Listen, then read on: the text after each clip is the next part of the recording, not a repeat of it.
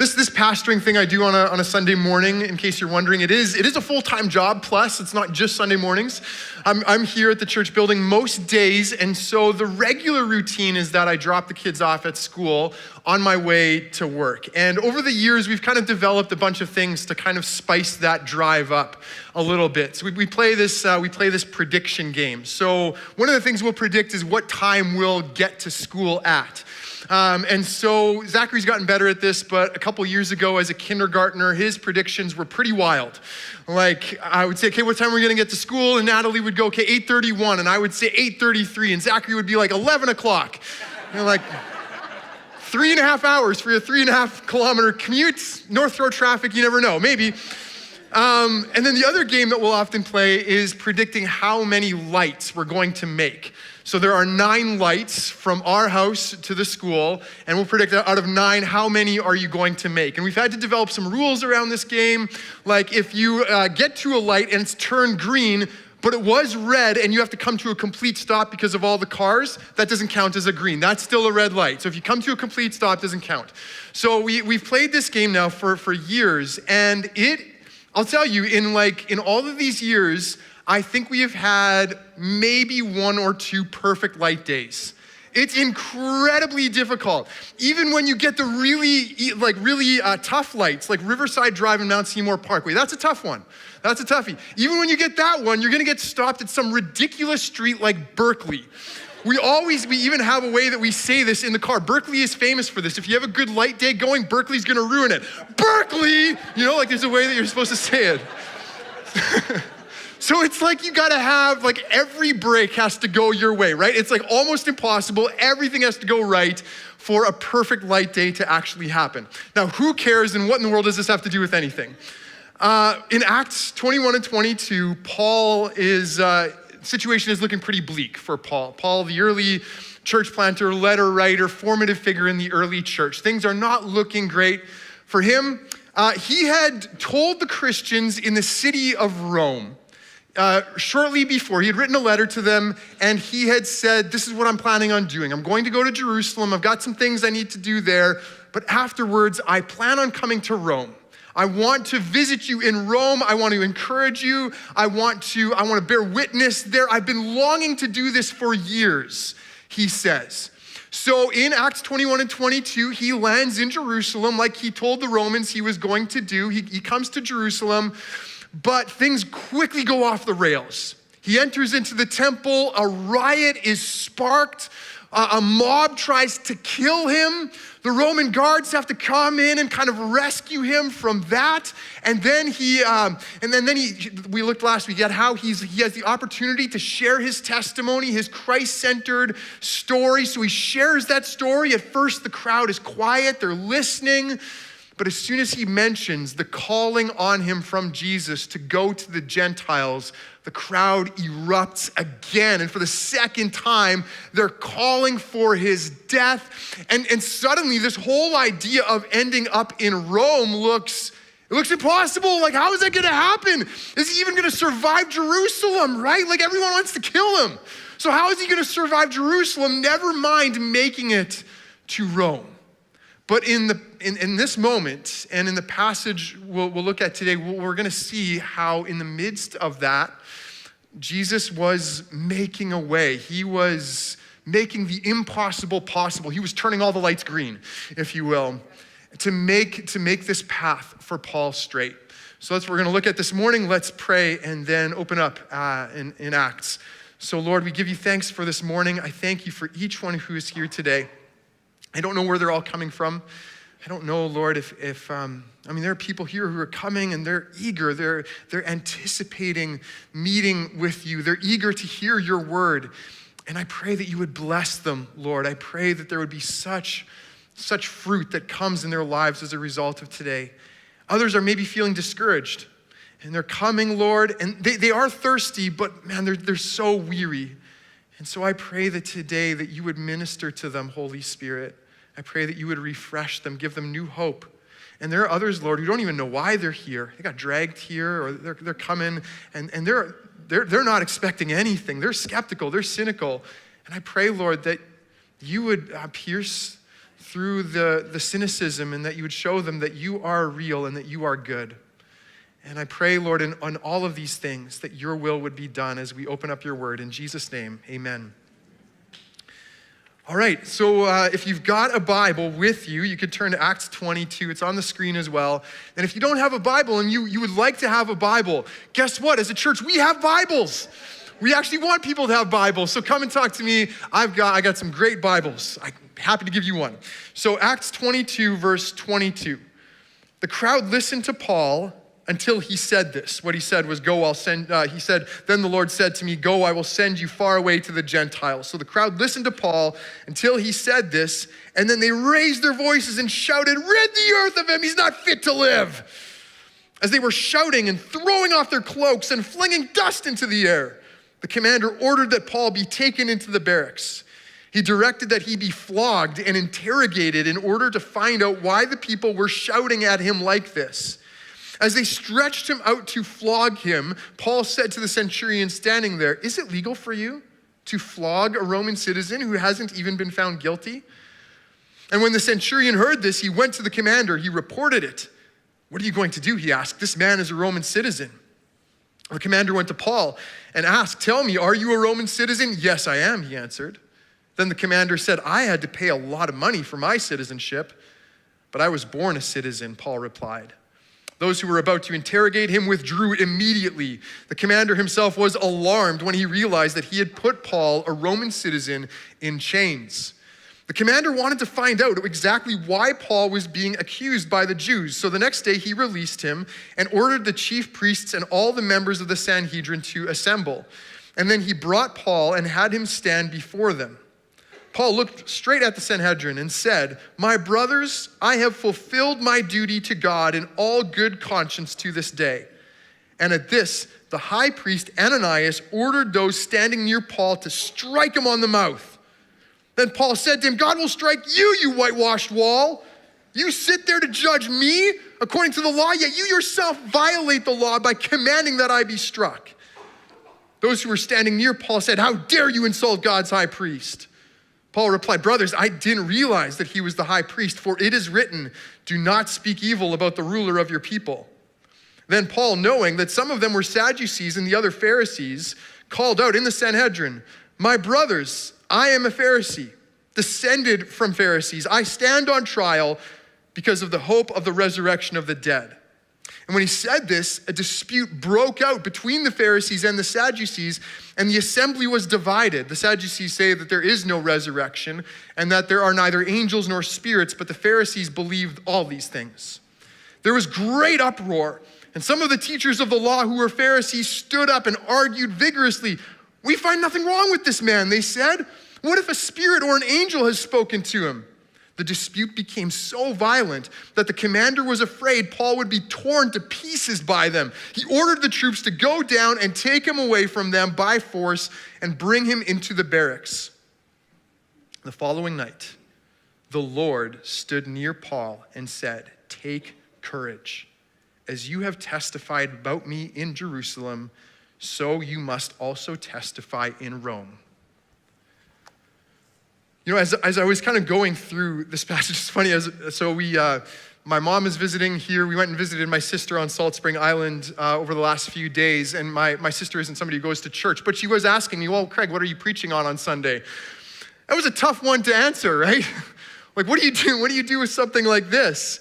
And as I was going through it and praying through it, I kept on coming back to this passage in Matthew 10. So in Matthew 10, the disciples of Jesus, you could say their observation-only phase of their discipleship is coming to a close.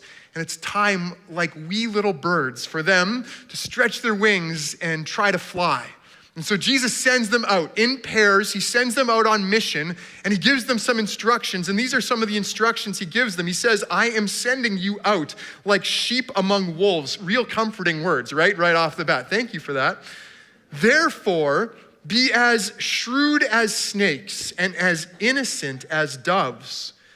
Be on your guard. You will be handed over to the local councils and be flogged in the synagogues. On my account, you will be brought before governors and kings as witnesses to them and to the Gentiles.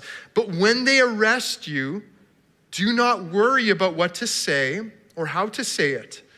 At that time, you will be given what to say, for it will not be you speaking, but the Spirit of your Father speaking through you. I think that this passage gives us a really good framework for understanding what's happening in this section in Acts, and actually not just here, but like this whole last part of Acts where Paul is being kind of brought before this court and that king and so on, that Matthew 10 really gives us the framework for that. So we're gonna keep that in the background the whole time as we're going through today. So the first scene is the near flogging, where, so Paul he's spoken, he said this thing, and all of a sudden people are erupting. And the Roman commander has no idea why. He doesn't get it. It's like when our kids come to us with like a fight about stuffed animals and toys, right? They're like, oh, Gooey has 7 magnetiles and Fluffy only has 6 magnetiles. Oh, and like, I don't understand. Are you speaking English? I don't even know. I don't understand at all what's going on here. And for the Roman commander, Paul was literally speaking another language. He was speaking Aramaic, which he wouldn't have understood. So all he sees and hears is Paul speaking in a foreign language, and suddenly he says something and people are ripping off their clothes, throwing dirt in the air and yelling at the top of their lungs. So for the Roman commander, he's like, what did you say? What is happening here? He's probably looking at Paul thinking, you must be a profoundly offensive man who doesn't know how to make friends. Like, what did you do? And so the Roman commander wants to find out. He wants to figure this out. What is this guy's problem? What's causing all of this commotion? So he does what any Roman commander would have done. This is what they did. He commanded that Paul be flogged until he confessed. Because for the Romans, if you were a foreigner or if you were a slave, you lacked reason. You weren't somebody who could think straight, and so the only way to get you to tell the truth was to whip it out of you. That was the idea. You've heard of forced or manipulated confessions. The Romans brought that to a whole new level. Compulsory flogging, in terms of an interrogation. And the Roman scourgings themselves were next level. So this wasn't like a gentle patting on the bum with a wooden spoon. We're talking about leather thongs with bits of bone or metal embedded in them. These scourgings were known to kill some people or to permanently cripple others. So the Romans were not messing around. And so Paul, as he's facing maybe the most physically painful ordeal of his life, asks a question. He's like, guys, I know you really want to get on with this. I don't want to delay you too long. I know you're really eager, but I just want to ask you a question. I'm just wondering, is it okay to flog a Roman citizen if they haven't been actually found guilty yet? And Paul knows the answer to that, right? He's not actually asking because he doesn't know. He knows that it's not legal. In fact, from Roman sources, we know that not only could you not flog a Roman citizen like this, but any Roman official who was caught doing that was going to receive a pretty severe punishment. So that's going on, right? Like Paul is saying, guys, is this actually legal? And what ensues is this whole interaction that uncovers that Paul is actually a Roman citizen, something that he would have had to be able to prove. Now you have to understand that citizenship in the Roman Empire was not an easy thing to get. It's not like you were just born in the empire and you got it. It's like I was a dual citizen from birth. It was so easy for me, guys. I got 2 citizenships right off the bat, the moment I was born. My parents were living in Texas for a couple of years. They were from Canada. I lived in Canada basically my whole life, but they were living in Texas for a couple of years. I was born there. So right off the bat, I was an American and Canadian, which means I get to file American taxes every year despite only having lived there when I was 10 months old, which is so awesome. I love filing taxes. It's so much fun. So citizenship comes easy these days. But in those days, Roman citizenship, that was something you either had to be super well connected or you had to have a ton of money. Paul had it from birth, which probably means that his father had done something magnificent for some really important Roman, that his father was really well connected. The Roman commander, on the other hand, he's astounded. He goes, I had to pay for it, which probably means that he had to bribe an administrative official a significant amount of money to get his name on the list. So in this sense, Paul actually has kind of a higher status. He's a natural-born Roman citizen, whereas the guy who was ordering his flogging had to kind of buy into the thing. So the flogging is definitely off the table. That's not happening. Paul's words have kind of, his invoking of his Roman citizenship here have gotten him out of this really sticky, potentially very painful situation. Now, there's a few things I think that we could take from that. One is that God knew what he was doing with Paul. That this Roman citizenship of Paul, that was a surprise to the Roman commander. It wasn't a surprise to Jesus. Jesus isn't going, whoa, I didn't know that about Paul. What a coincidence. Jesus knew everything about Paul. He knew that Paul had been born in a leading Roman city like Tarsus. He knew that he had received an education in the Greek way. I mean, we know that Paul read the philosophers, the poets. He was educated in that way, but that he was also mentored by Gamaliel, as we saw last week, one of those leading Jewish voices in the first century. So Paul was essentially a dual citizen in a way that very few were. And this is kind of what I mean when I say that God was paving the way, that he was kind of turning the lights green ahead of time for Paul, putting all of these pieces together, making the impossible possible. Here you had a guy who was deeply immersed in the scriptures and yet could speak to powerful and elite Romans. Who else could do that? There weren't a whole lot of people who fit could check both of those boxes, but Paul could.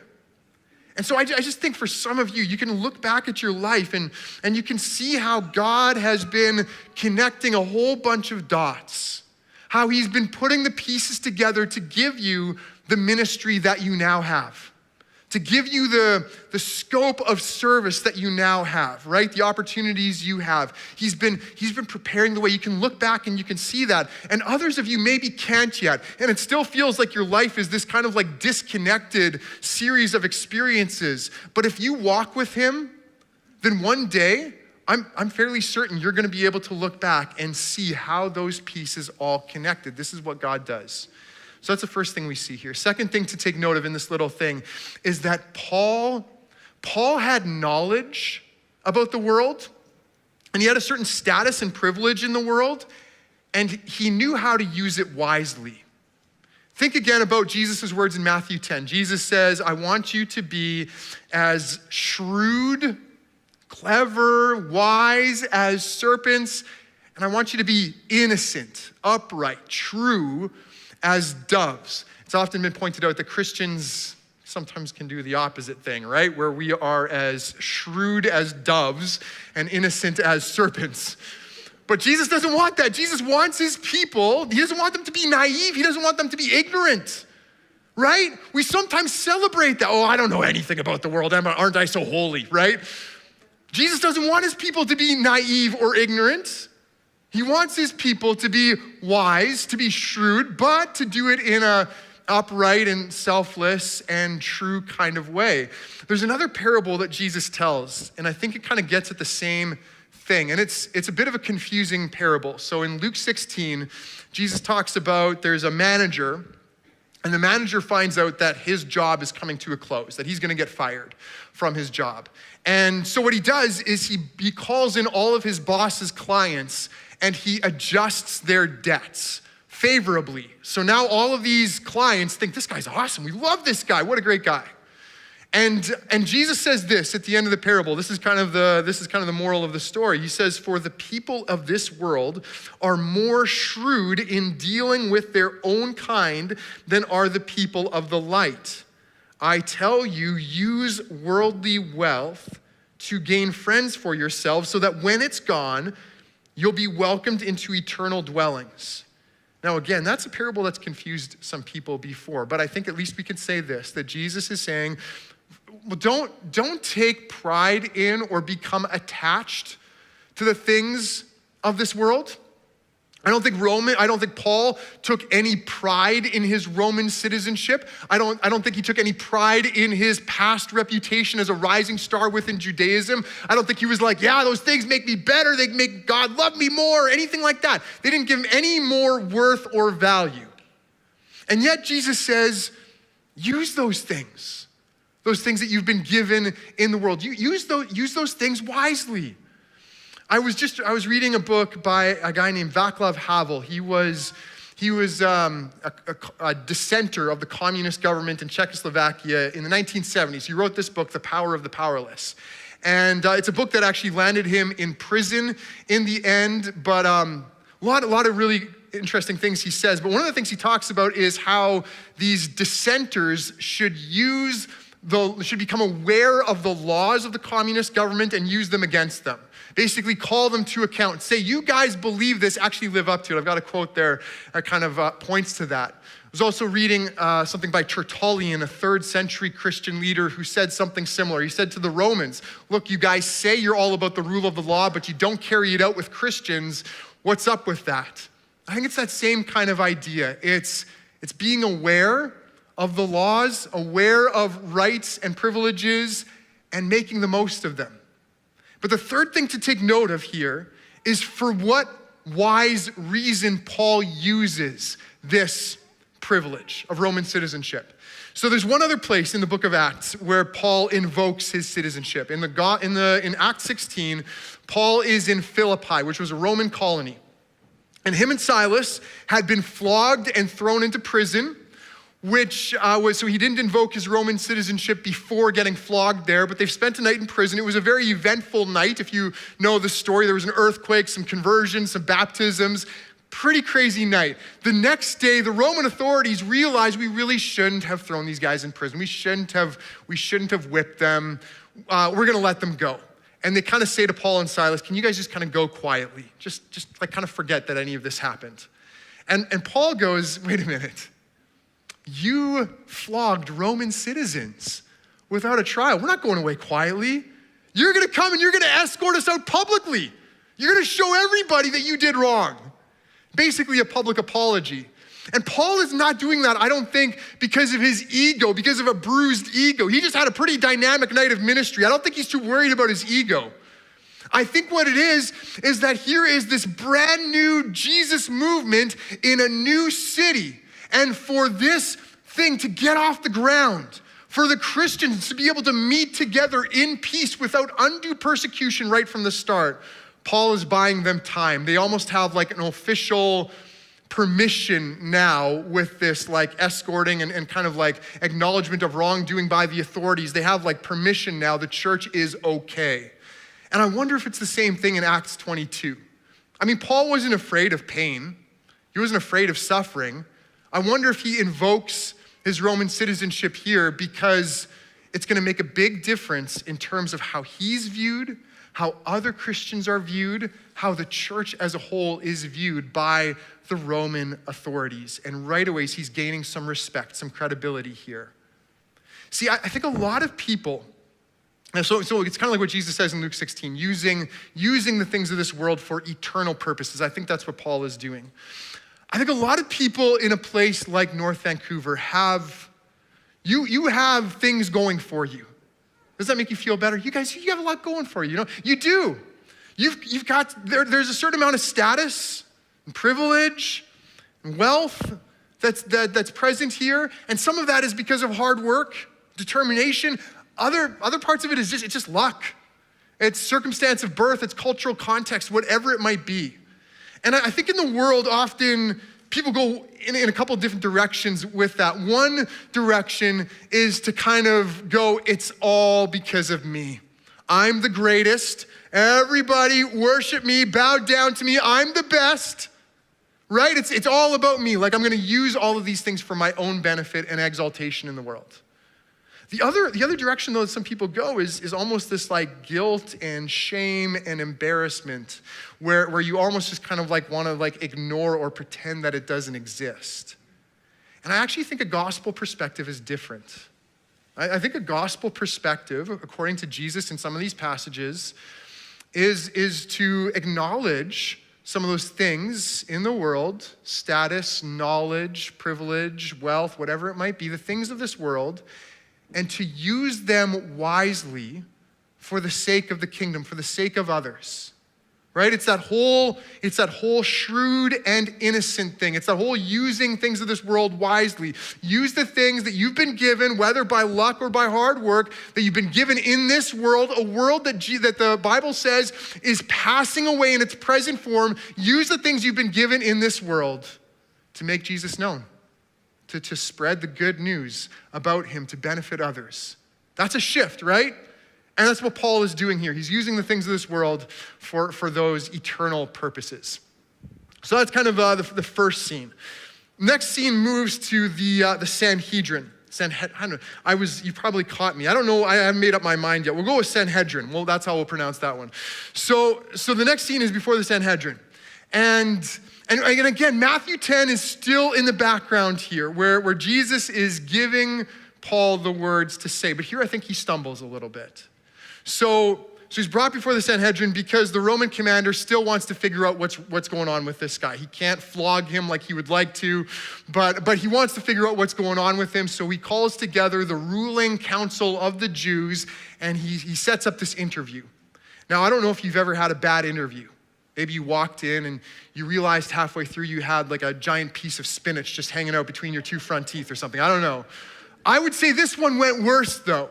Here, Paul begins this little, counsel with them by saying, my brothers, I have fulfilled my duty to God in all good conscience to this day. I think Paul is saying there that by going around and sharing the good news about Jesus, he has been doing God's will. He's been doing a good thing. His conscience is clear. But this was really offensive to the Sanhedrin. Because for them, this whole Jesus thing was way off base.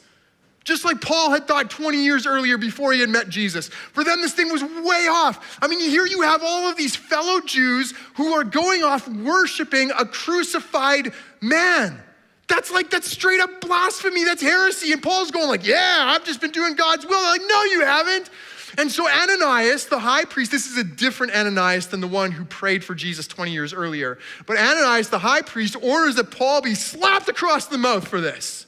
Which I don't know, that's probably worse than having to wash out your mouth with soap. But it's the same kind of idea. You said this thing you shouldn't have, bam, don't say it again. Now, there's some debate about what happens next. This is where I land on it. I think that Paul was naturally a little bit hot-headed. I don't think he was one bit afraid of conflict. I think that's pretty clear. I think he naturally had a bit of a sharp tongue. I think he was one of those guys who could see the truth really clearly, but wasn't always the most tactful with the way that he expressed it. And I think he knew that wasn't the best approach. So to the Corinthians, he says that we apostles, when we are cursed, we bless. When we are persecuted, we endure it. When we are slandered, we answer kindly. So that's what Paul said, and I think that's what he strove for. I think that's what he wanted to be about, but I think there were times where he slipped back into some instinctual ways of being. And so when Ananias gets him to be slapped across the mouth, he snaps a little bit, I think. And Ananias actually famously was a bit of a jerk. So in Roman history, or not in Roman, in Jewish history, Ananias, there are stories there that kind of say that this guy was not a very likable guy, that if you weren't on his side, he was a guy that I just get the sense he would grate against you. He was just one of those really hateable people, you know what I mean?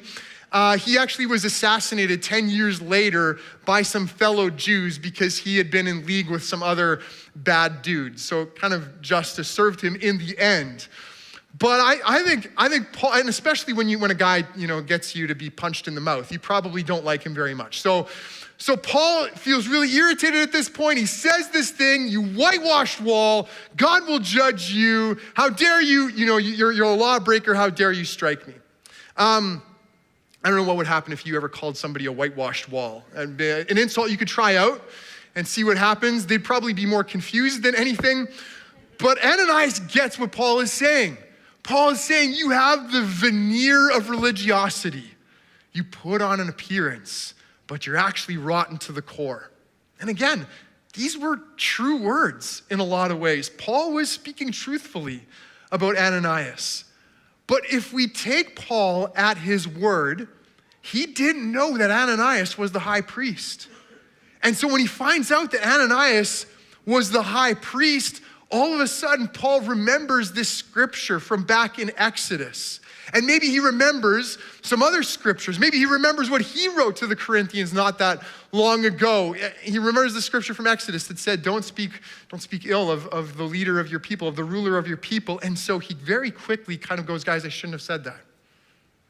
I didn't know. And I think this is a good lesson for us. So the big kind of overarching thing here, if we remember from the intro, is that God makes a way. That God is putting these pieces together, making the impossible possible. And we sometimes think that when we're in a situation like that, where it just feels like everything has to go exactly right, we kind of feel like, well, we have to be perfect.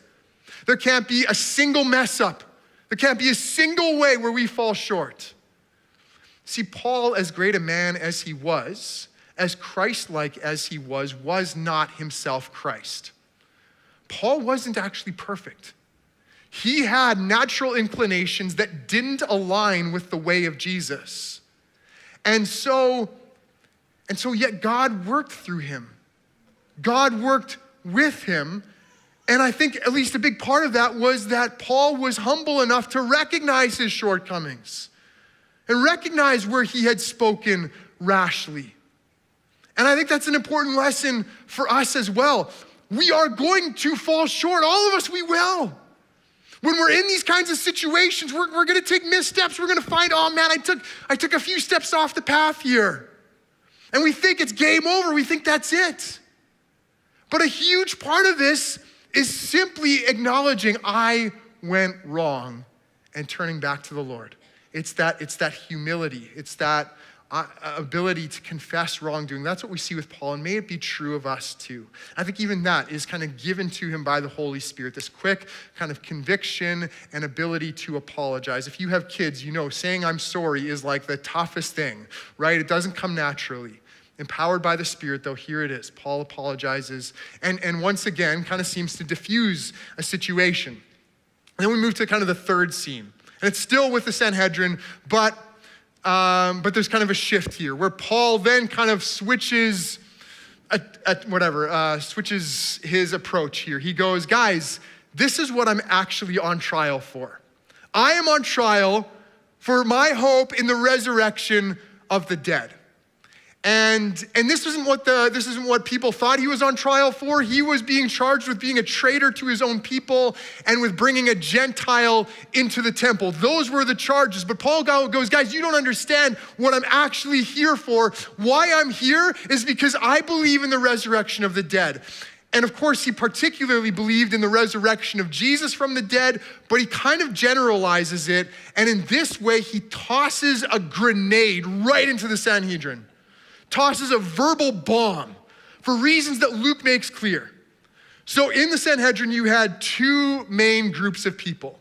You had the Pharisees. We talked about these guys last week. The Pharisees were the most zealously, passionately religious people there. They were so committed to following the laws.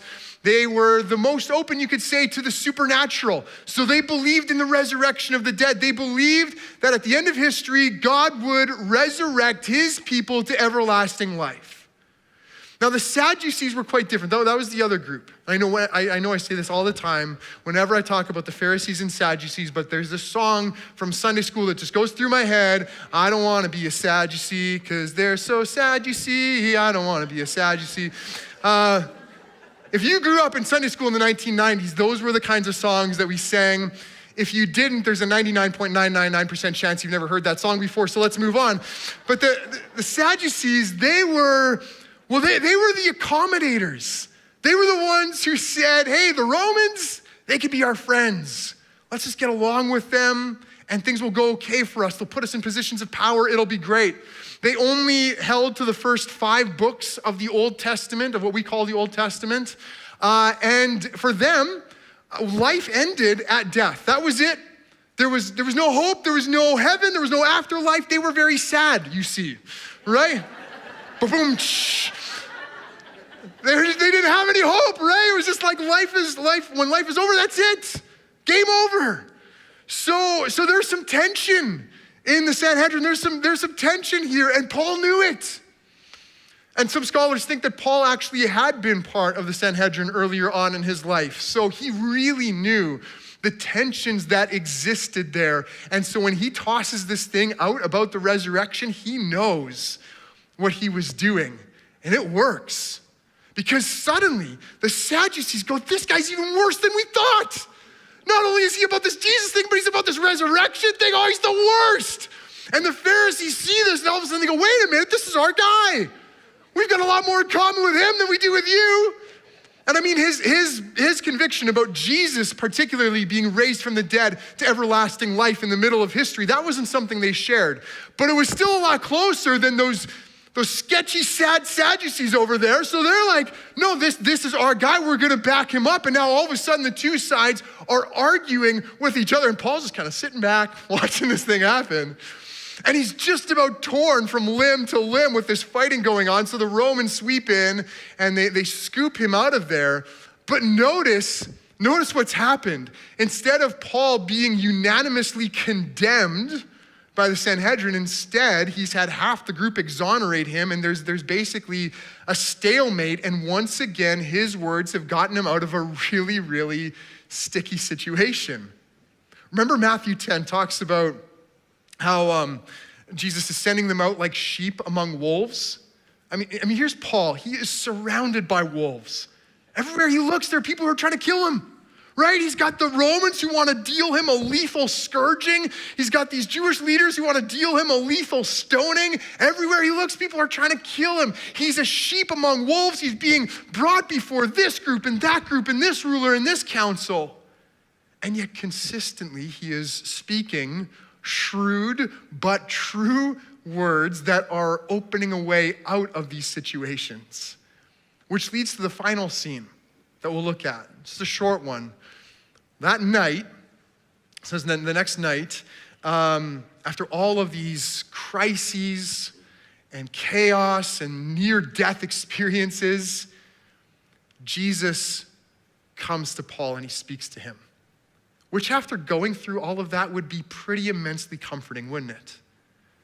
So Jesus comes to Paul and he speaks to him and he gives him this message. Here it is again. He says, "Take courage.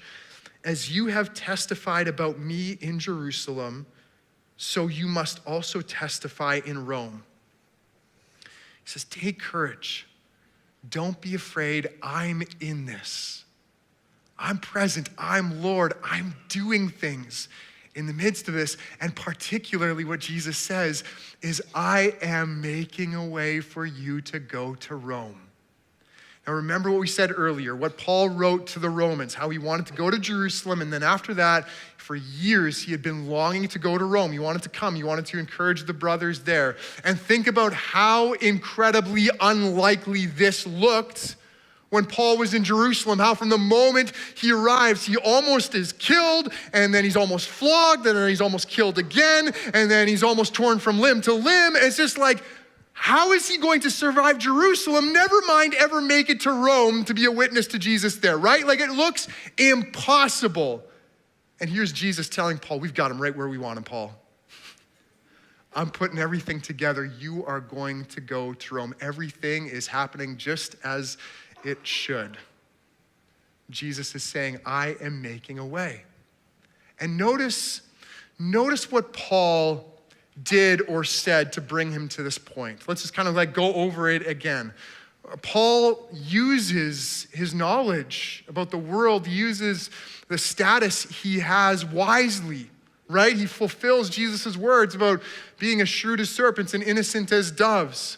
We see Paul quick to acknowledge his wrongdoing and to correct it. We see Paul speaking words that are incisive, that get him out of the situation in front of the Sanhedrin. We see him speaking these words that consistently are opening up previously unforeseen doors in really, really dangerous situations and dangerous circumstances. But here's the really, really big thing to notice. Paul is only able to speak in those ways because he was a man who was filled by the Holy Spirit. This is what Jesus said in Matthew 10. He said, you're going to be brought before all of these groups of people, but don't worry about what you're going to say, because the Holy Spirit will give you the words to say. The Spirit from my Father will give you the word, so it's not on you. You just have to walk in step with the Spirit. And this is what Paul was all about. He was a man who was filled with the Spirit, who walked by the Spirit. He says to the Galatians in Galatians 5, since we live by the Spirit, let us keep in step with the Spirit. How do you do that? Well, you live in conscious relationship with the Lord. You're bringing things to him in prayer. You're worshiping him. You're immersed in the scriptures. You know his voice. You're connected to his people. You're walking in accountability, in relationship with others. You are laying down the desires of your flesh and living for him. He's your Lord. You are walking in obedience to him. That's what it means to walk in step with the Spirit. And that's what Paul did. And as Paul did that, look at how the Lord provided for him. Look at these impossible situations where Paul is given exactly the thing to say, and it opens things up. You see, Jesus is the great Waymaker. This is what he does. He opens up doors. He makes the impossible possible. We see it most of all in the resurrection of Jesus, the thing that Paul said he was on trial for. I think about the resurrection. I say this every Easter, how the resurrection of Jesus is an actual historical event that has more going for it than basically any other event in ancient history. If you want to know more about that, Christianity 101 starts next Sunday, 12 o'clock. Register on the app. Commercial over. All right. The resurrection of Jesus. You think about it after the cross, after the death of Jesus, the disciples are just moping around. They have no expectation of anything else happening. That's the end of the ball game, right? Jesus has died. Their hope is gone. It's dashed. And then all of a sudden on the third day, they're locked behind doors and Jesus is appearing to them. He's alive in the flesh. And it turns out that the cross wasn't the end of the story, but that God had used the cross as an instrument of salvation for any sinner who turns to Jesus in faith. And he had emptied the grave in a display of his power over death. And suddenly this thing that looked like it was the end of hope was in fact the greatest source of hope and salvation the world had ever seen. This is what God does. We see it again and again in the scriptures. We could go through so many examples, but think about the Israelites as they are trapped between a raging Israelite army after the Exodus and the Red Sea in front of them. They're trapped, they're stuck, there's no way. And God literally opens up a way for them from the sea, from the Red Sea, splits the waters so they can walk through. Think about that time when Goliath, the Philistine giant, was threatening the Israelites and nobody would fight him, and the Philistines were oppressing the Israelites, and there was no way out of this because nobody could fight the giant until this little shepherd boy David, who trusted God, came along with a few stones and slayed the giant, setting the Israelites free. Think about years later when the Jews were exiles far, far away from their homeland for decades and decades. And God raised up a foreign king named Cyrus who said, go back and rebuild. Who does that? But this is what God does. Over and over again, he makes a way when there seemed to be no way. And what about you? Has God given you a vision, a calling, a longing in your life that you know is from him, but the circumstances around you right now make the fulfillment of that seem impossible? And maybe you're giving up hope. Maybe you're in that place of just saying it's never going to happen. I don't see how it ever could happen. Listen to Jesus' words to Paul again. Take courage. Take courage. Don't be afraid. Don't despair. Don't lose hope. He's with you. And if you are walking in step with the Spirit, he is going to open up doors that you never could have seen. He's going to connect the dots. He's going to prepare the way. He's going to turn the lights green in ways that you couldn't have expected. This is his specialty in making the impossible possible. Just keep walking in step with the Spirit and watch what he does. Take courage. Take courage. He's with you. Hey, we're going to pray. We're going to sing a song, and we're going to do something a little bit different today. So we always make prayer ministry available after the service. But today, just during this song, there may be things that are on your heart. There may be ways that you've heard the word of the Lord and you've seen his character here, and there's a cry in your heart for you to encounter Jesus and to be filled with fresh hope and faith again.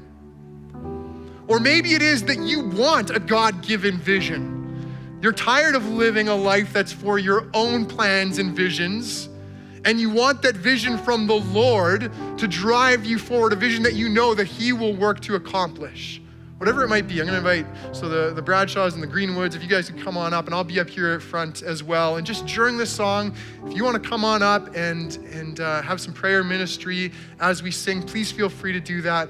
But let's pray. I'll pray here, and then we'll sing this song about how the Lord is the great Waymaker and miracle worker. So Lord, I thank you that every bit of Scripture points us in some way to your character. So even in this passage, it just strikes me that we don't really hear about you or from you until the very end. And yet it becomes evident that the whole way through you have been at work. Your Spirit has been moving and speaking through Paul and opening up ways that weren't there before. So even when we're gonna sing this, even when they couldn't see it, you were still at work. I thank you so much for your character. I thank you so much, God, for the hope that we have in you. So I pray, Lord, today that your Holy Spirit would minister to my friends here, my brothers and sisters, that you would speak to them, that you would work in them, that you would show them who you are, Jesus, that you are the one who saves, who gives life through the cross, through the empty grave. You're the one, Lord, who gives us real abundant life through faith in you. That's not something we hear from the world. It's not something we would expect, but that's the way you have opened up, and we praise you for that, Lord Jesus. Speak to us and minister to us today in Jesus' name, amen. Thanks for joining us at the Bridge Church in this way. If God has spoken to you through his word, or if you're wanting to reach out to pray, or just wanting to know more about our church, access our website. There you can connect with us and also have access to other contents.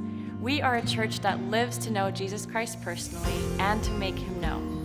We believe he is the hope of the world and wants to give you hope as well. We believe the best news ever has come in and through him. May you know him more and make him known today. We'd love to hear from you.